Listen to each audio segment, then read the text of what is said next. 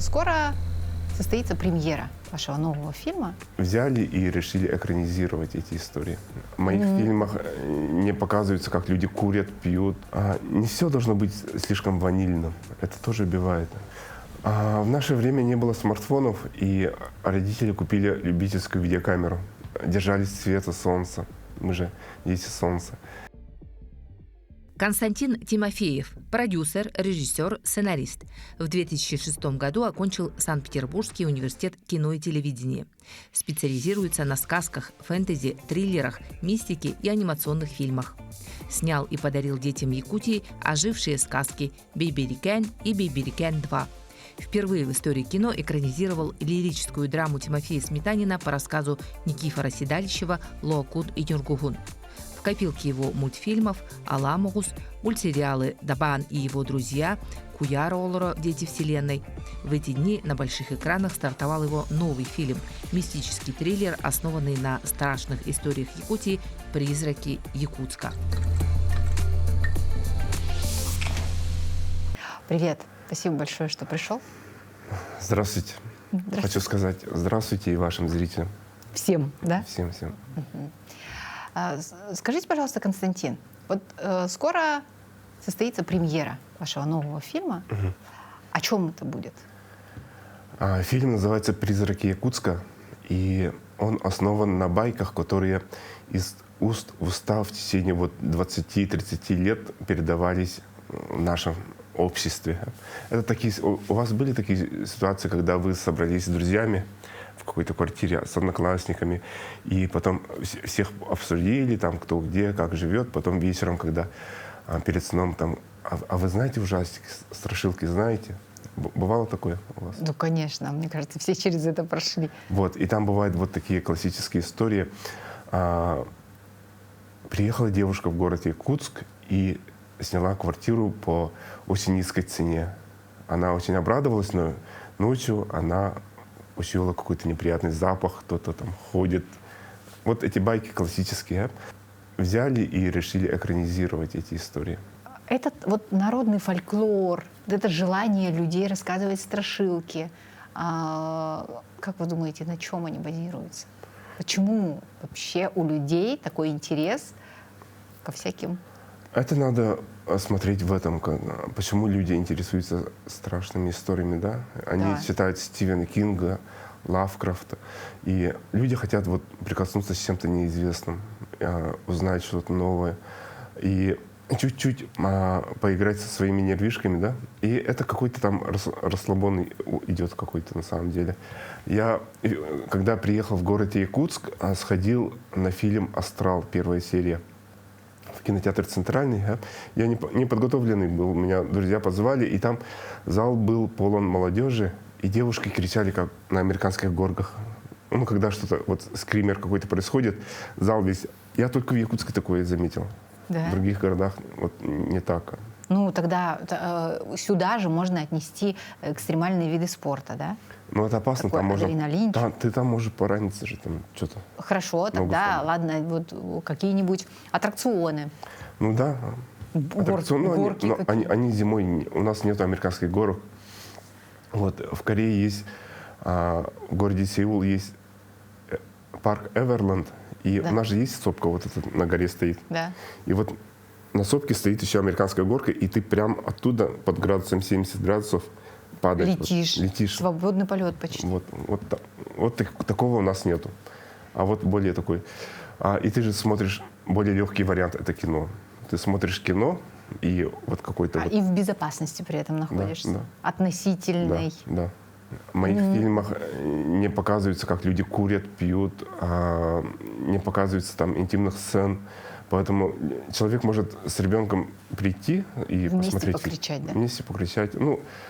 И есть же какой-то такой интерес детский. Я чувствовал это очень сильно в подростковом периоде, когда я очень любил фильмы ужасов. Сейчас у меня любимый жанр другой, но вот ужастики я очень любил в детстве и когда был подростком. Угу. Какой был любимый ужастик? Это очень сложно сказать. На самом деле выделить очень сложно. Они все же разные. Да, Все согласна. разные, поэтому какой-то выделить очень сложно. Мне очень нравился фильм «Куджо».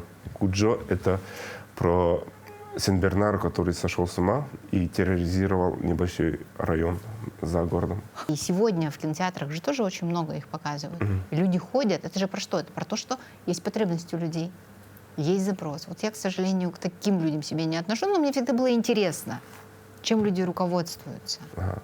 Но и вот охотники, да, и когда идут в лес у костра, люди очень любят рассказывать страшилки.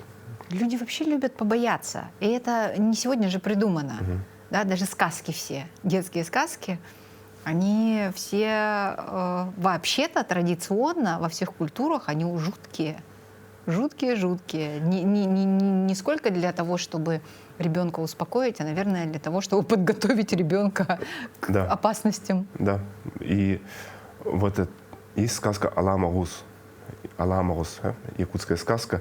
Это наши предки своим детям рассказывали, чтобы они далеко в лес не ходили. Вот пойдешь далеко в лес, там будет баба-яга. Или там будет большой аламагус, который тебя может съесть. Не уходи. Они же на поле трудились.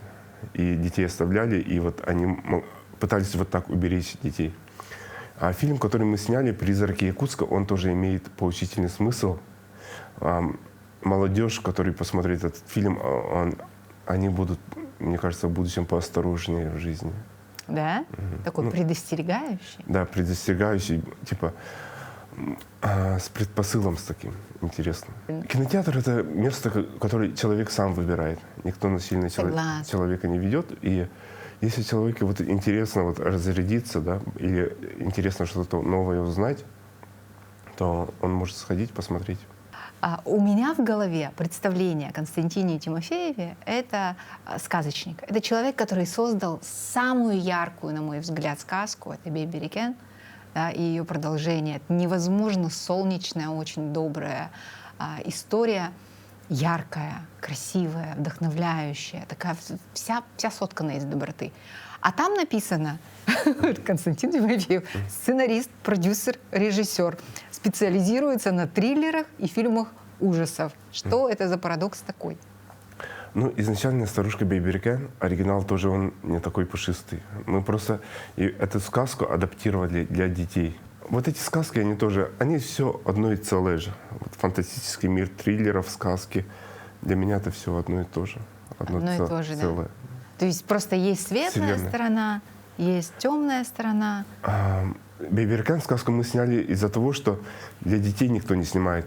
Все снимают фильмы для взрослых. Да? Никто не снимал тогда фильмы-сказки. И мы показали, что фильм-сказка может быть на большом экране и может окупиться даже. И вот нашим поступком некоторые наши коллеги вдохновились, и уже сейчас в производстве, как я знаю, 2-3 фильма в сказке. А вы вернетесь вот в такую сказочную зону или нет? Или пока вы на темной стороне? Нет, темная сторона, светлая сторона. Это же не все должно быть слишком ванильным. Это тоже убивает. Вот А что это убивает? Попробуй воспитать парня, мальчика, да, слишком ванильным. Какое у него будущее будет? Если всего-то слишком много, сахара очень много, это все сахарный диабет. Вот так вот. Все должно вот так в балансе быть. Мир черное и белое должно быть в балансе. Если какой-то то вот эти всякие катаклизмы происходят, плохие стороны. Все должно быть в балансе. А почему вот у вас такой интерес к мистической стороне жизни? Почему вы на этом специализируетесь? То сказки, то триллеры, то какие-то народные байки, страшилки. Я никак не могу это объяснить. Это все как-то генетически просто так сложилось. Мне это интересно. А вообще, если говорить про интерес, вот сам сказал, что со школы это началось, начал читать Стивена Кинга и так далее, а интерес к сказкам, интерес к режиссуре, интерес к написанию сценария, к творчеству вообще, он когда проявился? В наше время не было смартфонов, и родители купили любительскую видеокамеру. Так. Видеокамеру, и это так получилось летом, что мы сразу начали снимать вот короткие фильмы. А мы это кто? Я и соседские ребята, которые рядом жили. Они же были, ну, соседские ребята в селе, и они же начали, очень много снимали вот этих коротких фильмов, и я вдруг заметил, что взрослые люди на видеокассетах, они друг другу одалживают наши фильмы и очень серьезно к этому относятся. Я думаю, эй, мы же просто балуемся. А они на полном серьезе смотрят как кино. А сколько вам было лет? 7-й, 8 класс и старше. Потом учительница заметила и попросила все записать на одну видеокассету. И вот это воздействие на мир, как люди, взрослые люди реагируют на наши вот эти несерьезные фильмы, меня очень удивило и вдохновило. И поэтому я уже понимал, что к окончанию 11 класса, что я поступаю в кино и телевидение в Санкт-Петербурге и буду учиться в этом направлении. А не было желания перестать быть режиссером? Нет, вообще никогда не было. Я вот именно вот выбрал эту работу, и вот и никогда не было никакого, никогда не смущался, что это... Я кайфую от этого сам. И когда вот ты пишешь сценарий, диалоги, потом это снимают, потом ты монтируешь, и это смотришь на большом экране, и там есть какая-то магия. Вот. Магия кино? Не магия кино, а ты получаешь какой-то, как будто какой-то портал открывается, какой-то, ну, простыми словами, это какой-то кайф получаешь. Но кино — это же очень сложный процесс. Командная работа. Нет, большая. это же все, сажать картошку — это сложный процесс. Но ты, если душой это любишь, да, это для тебя развлекаловки и интересно, что очень. Мы не просто так вот в этом мире пришли, мы не просто так ходим, не просто что-то делаем. Все не может быть так, вот, чтобы вот этот кальций и белок, все вода соединилась, и человек пошел. Не может быть такого. А что движет человека? Что движет вот это вот кальций и белок? Энергия. Тогда получается, что в какие-то мистические вещи, в потусторонний мир, в призраков и так далее вы тоже верите? Нельзя вот 100% сказать и обобщить. Да, я верю. Нету такого. Может есть, а может нет, да? Нет, ну там в этом. И вот эти названия, призраки, вот эти потусторонний мир, это тоже клишейно же кто-то придумал. Конечно. Как-то надо же обозвать. Да. Вот, поэтому как-то сразу говорить вот так, мне кажется, обобщенно сказать да, нет. Сложно? Не сложно. Я уже решил, что где как, и понял примерно, и по этим законам живу. Не будете делиться с нами? Может, мы тоже вдохновимся и будем жить по ним? Нет. Оно же не подходит всем, например. А мы вот до записи очень в интересную зону общения зашли, когда сказали про то, что современные технологии очень сильно влияют на реальность и очень сильно влияют на творчество и на творческих людей в том числе. То есть вы сказали, что искусственный интеллект, он уже заменил, например, фотографов. Как искусственный интеллект, развитие технологий влияет на режиссуру и на кино? Мы сейчас изучаем вот некоторые программы Stable Diffusion, и применяем к своим работам. И сидя дома, сейчас уже обычный человек, не профессионал, который не обладает каким-то оборудованием, он может сделать, сидя дома у себя, очень прикольный фильм, почти как голливудский. Сам? Сам. Да. Кликая вот мышкой, и очень прикольное время живем. Нет в этом опасности? Опасность будет, но что мы можем сделать? Тогда вы предлагаете просто довериться и пока пользоваться. Не довериться, а просто изучать. Что мы можем противопоставить, между прочим, вот этому сверхразуму? А зачем противопоставить? Не знаю, потому что люди, когда рассуждают про ИИ, все время готовят какие-то оборонные технологии, да? Типа, мы можем противопоставить креатив, например, да? Ну вот. И даже к этому он подходит очень уже скоро это будет решаемо. Он будет креативить так. 10 раз на креатив будет давай. А зачем противостоять, зачем бороться? Надо дружить и работать.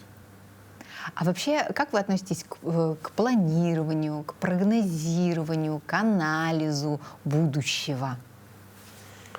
Это надо делать или не надо? Пусть как пойдет, так пойдет, живем сегодня, сейчас, решаем текущие задачи. Так, сейчас люди очень живут тревожно, именно все Да. время дела, дела, дела, дела, дела. И я для твоих зрителей хочу рассказать небольшой тренинг, очень полезный, прикольный тренинг. Так, классная инициатива. Который надо всех знакомых, друзей, ну, которые близких, сказать, предупредите их, чтобы тебя не беспокоили. Вот закрываешься в свободном... Ты можешь покушать чуть легко, там, выпить воды и сидишь, а в пустой комнате телефон в другой комнате выключаешь, оставляешь. И надо сидеть 40 минут на стуле.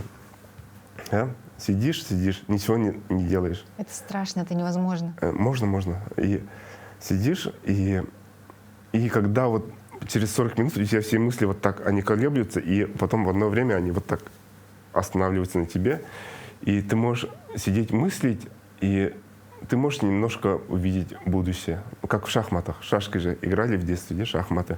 А если я такой ход сделаю, тогда этот меня съест. Тогда не буду этим жертвовать, пойду вот. Вот так можно чуть-чуть увидеть будущее. И это очень прикольный тренинг. Да? Да, там никакой мистики, ничего нету. Ну вот тогда скажите, пожалуйста, через 3 года вы какой и чем вы занимаетесь? К чему стремитесь? Чем живете? Тоже на широкую публику вот так раскрывать нельзя, мне кажется. Нельзя, да? Я буду также снимать свои фильмы, сказки. Ага, значит, я так понимаю, что... Это моя профессия, которую я выбрал, которую я люблю. Тогда, значит, спрашивать о будущих проектах тоже бессмысленно. Есть такое у творческих людей. Бывает, что там несколько режиссеров соберутся, и кто-то случайно рассказывает свою идею, а потом через какое-то время он может это увидеть в другом фильме. Да, есть такое. Было еще такое, что я в студенчестве рассказал другу, он все это там 10 лет пронес в себе и рассказал третьему человеку. А этот третий человек снял. Такое тоже может быть. Поэтому вы о планах не говорите. Нет, можно рассказывать. Якутские сказки. Вот «Золушка», она была 100 раз экранизирована. Да. И до сих пор есть даже какие-то очень извращенные версии «Золушки», там разные. Там.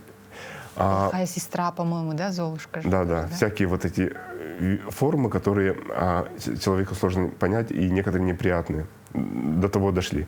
А вот наши северные сказки и наши вот эти легенды, они не тронуты, они ни разу в жизни не были на большом экране. Вот поэтому я хочу сказать молодым режиссерам, молодым сценаристам, молодым людям, копайтесь, идите в библиотеку нашу или заходите в интернет, читайте наши северные легенды, наши северные сказки, вот там кладезь. Там очень уникальные сюжеты. И вот «Старушка Бейберген» — это очень гениальный, уникальный сюжет. Вот девушка шла, и ее подменили. Такой структуры других народов нету. Это наша именно сказка. А есть сказки, которые бродят из народа в народ. Ну да, все считают, что их народ. А вот «Старушка Бейберген» — это наша якутская общая. И там уникальный сюжет, и я очень боюсь, скоро как Япония или Китай сделают свою версию и будут говорить, что это их сказка. Константин, скажите, пожалуйста, чем вы еще интересуетесь, кроме кино, кроме историй, кроме сказок и кроме фольклора? Что вас увлекает? Ну, на простом языке можно сказать, что является вашим хобби, если кино — это ваша работа? Ну, все связано вокруг да около. Все равно кино, да? Я очень люблю писать мелодии. И мелодии пишу. И вот в некоторых фильмах я вот композиторам иногда бывает, они сидят за компьютером, работают, и им сложно написать мелодию. Или они могут сделать плагиат какой-то мелодии. А у меня этих мелодий очень много. Я охочусь на мелодии, интересные. И они приходят, и на iPhone просто записываю, да, напеваю. И ты потом ищешь вот этот момент, и композитору своему: давай вот эту мелодию сделаем вот так. И они умеют же. И вот в некоторых фильмах и вот мои мелодии есть. И я очень не люблю плагиаты, когда делают плагиаты и охотятся за уникальными, интересными звучаниями. Поэтому... Здорово, что вы такой вдохновленный. Вообще контактировать с людьми, которые горят, которые дико интересуются всем, что делают, это всегда очень заразительно. Поэтому спасибо большое вот за эту энергию, за то, что принесли свое вдохновение и немножко приоткрыли дверь в свой мир. Конечно, очень ограниченное эфирное время у нас, поэтому хотелось бы поговорить больше, но пора прощаться. Поэтому ваши пожелания нашим телезрителям, пожалуйста. А можно я расскажу вашим зрителям про 4 ступени режиссуры? В мире, вообще в мире есть 4 ступени режиссуры. И если вот зритель будет это понимать, он будет разбираться в кино больше. Это то, что я вынес из университета кино и телевидения. Один из моментов. У меня очень крутой преподаватель был, это он рассказывал. Я это даже записал. Существует 4 ступени режиссуры. 4 ступени. Первая ступень — это когда человек берет камеру и снимает кино. И он снимает своих друзей, напихивает туда свою любимую музыку из американских вот этих треков и показывает друзьям: я снял кино. Этот уровень называется «пою, что хочу». Ну вот человек, я снял фильм и показывает вот друзьям, там нету режиссуры. Первый уровень, это первый уровень, да. Он как нулевой. «Пою, что хочу» называется. Второй уровень, когда человек более-менее понятно может рассказать историю. Вот человек зашел, там человек что-то сделал, пьет чай, он расстроенный, вот рассказывает историю. Сюжет вывести. Более-менее сюжет понятный. А вот то, что вот сейчас творится в кино, вот это между первым и вторым. Так, а третий какой? Третий уровень — это уровень, когда появляются четкие жанры. Это мастерство жанровое. Когда вот это Кэмерон, например, четкий жанр вот этот. Там все правильно, нету ни одного лишнего кадра, все грамотно сделано. Есть композиция. В рамках жанра. В рамках жанра, Он никуда не пляшет, куда-то никуда не уходит.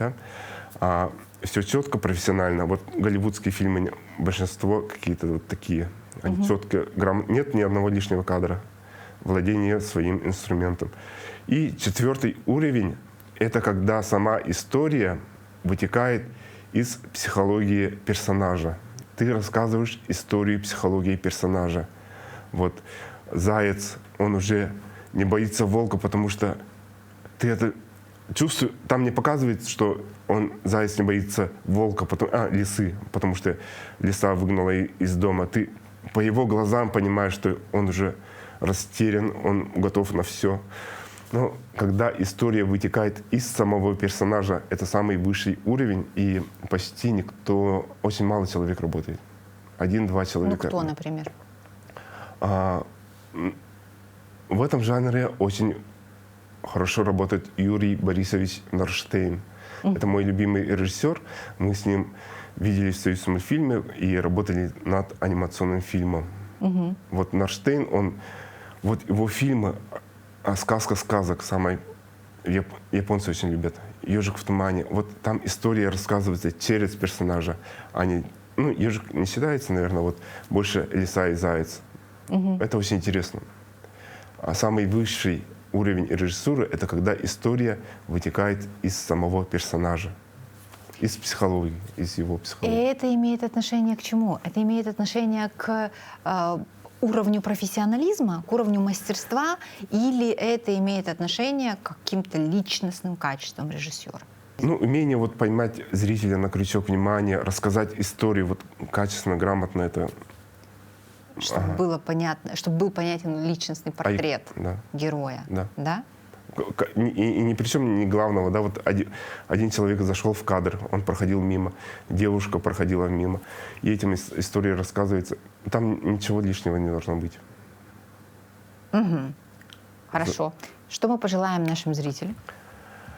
В якутской культуре есть такое словосочетание. Сейчас еще расскажу. Скажу по-якутски. Давай. Күн солон тутус, айы артығын батыс. Живи по-правильному, можно очень по-простому так перевести, но я желаю вашим зрителям, нашим зрителям, я пожелаю, чтобы они просыпались днем, утром, не жили ночью, держались света солнца, мы же дети солнца, чтобы сторонились вредных привычек и старались делать свою родину лучше, мир лучше и относились друг к другу лучше. Потому что мы живем в таких суровых условиях, и если мы будем друг к другу теплее, хорошо относиться, то наша жизнь вся будет легче. Спасибо большое. Это был Константин Тимофеев.